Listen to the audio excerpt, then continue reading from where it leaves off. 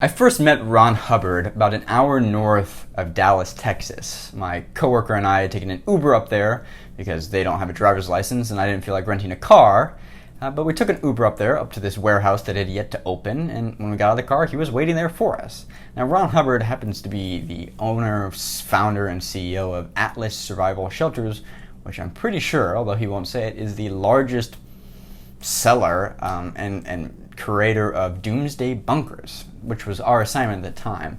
The news desk had sent us out to report on Doomsday preppers, which is a certain type of people from all different types of backgrounds. There's not that much commonality that prep for end of times, whether it be kind of nuclear winter, atomic bombs, some biotoxin that winds up at JFK International and then spreads across the country. For whatever it is, people want to buy bunkers that they can store and put in their backyard and bury in case the world comes to an end. And Ron Hubbard supplies them. And he actually got to start, I'm pretty sure he's a millionaire, by the way. Yeah, they won't reveal his net worth, but I'm pretty confident he is. And I'll go into why a little bit later. But he got his start, Mr. Survival Shelter, got his start actually as a door maker. He was a custom door maker. In fact, he grew up in Los Angeles, and if you notice in Jake Paul's mansion, that bubble door, that massive bubble custom door, Ron Hubbard actually built that for Jake Paul, and he's done a variety of celebrity works. But he noticed, by being an expert in doors, that a lot of survival shelters aren't very good with their doors. They're either not very airtight, or if they are airtight, they degrade pretty quickly. He thought, oh, I know how to make really good doors. I can make these, airtight, soundproof, and I can open a market for it. And that's exactly what he did, and it proved to be super successful. The warehouse that we went to in Dallas hadn't opened yet, but it's actually going to be the largest Doomsday bunker warehouse in the world. The first one, which is still operational, is in Los Angeles, but he's expanding, and Texas is, low in taxes. But okay, why do I think he's so wealthy? One, he's an interesting character, but two, when I was talking to him, he revealed that most of the people that buy Doomsday bunkers are a very specific demographic.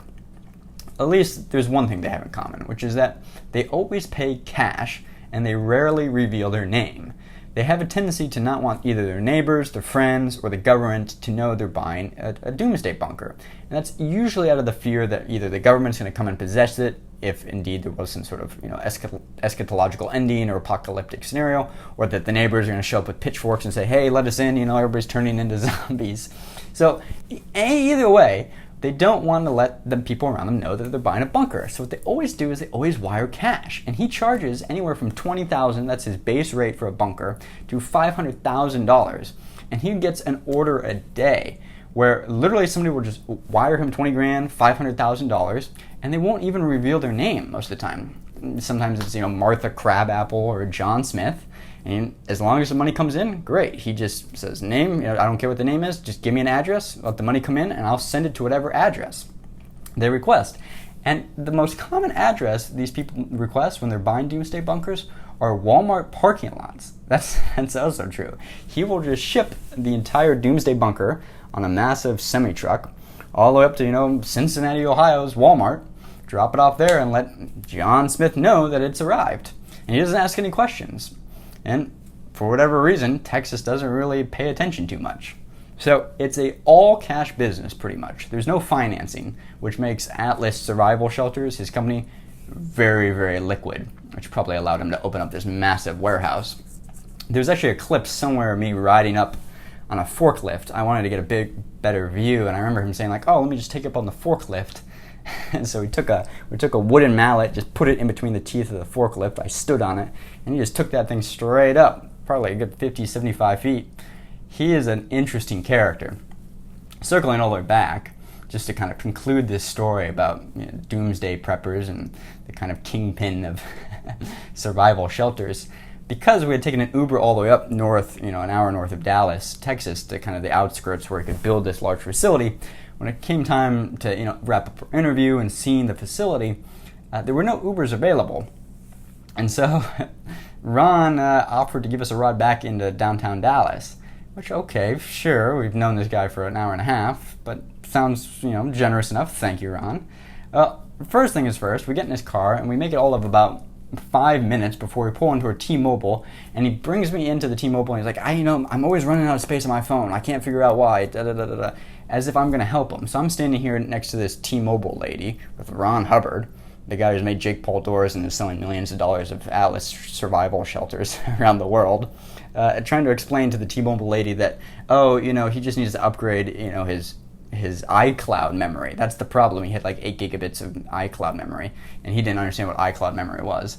So after we finished the T-Mobile system, very odd, we get back in his car. We had another about 10 minutes, 20 minutes down the freeway till we hit some traffic to about a standstill. It slowly starts to creep, and then it's just pure, like classic Southern California traffic, but in Dallas, where we're not moving at all.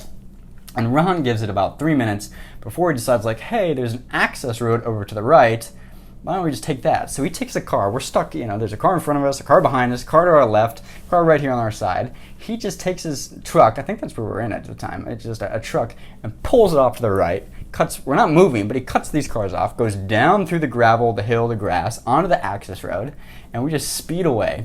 And we're clocking about 40, 50 miles an hour. Like, okay, good enough. And we're passing all the traffic that's on the freeway that's not moving. And we drive about 5, 8, 9, 10 minutes. And then we see what looks like, to him really, the end of the kind of gridlock traffic. And he's like, oh, there it is. And without blinking an eye, he rips the car to the left. We go back up over the gravel, up over the ledge, boom, boom, boom, boom, boom, boom, back onto the freeway, cutting off another massive semi, ramming ourselves in. He goes, hi, waves to the guy, smiles, and just cuts right in front of it and keeps going. And I have to say, it was one of the most riveting car rides I've ever been in. He was just carrying 2 reporters, totally like, they can happily report on this if they want. There's not too many people that will behave that naturally when they're with 2 journalists. He is certainly a character, and a wealthy one at that.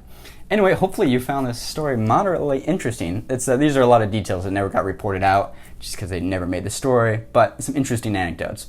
One, Ron Hubbard is like the kingpin of survival shelters in the United States. He's making millions of dollars. He's also designed Jake Paul's mansion door. He's did the shelter for Post Malone. There's lots of interesting facts. Anyway, subscribe, like if you found this video interesting. I will see you guys tomorrow. Thanks for watching. Have a good morning. Bye.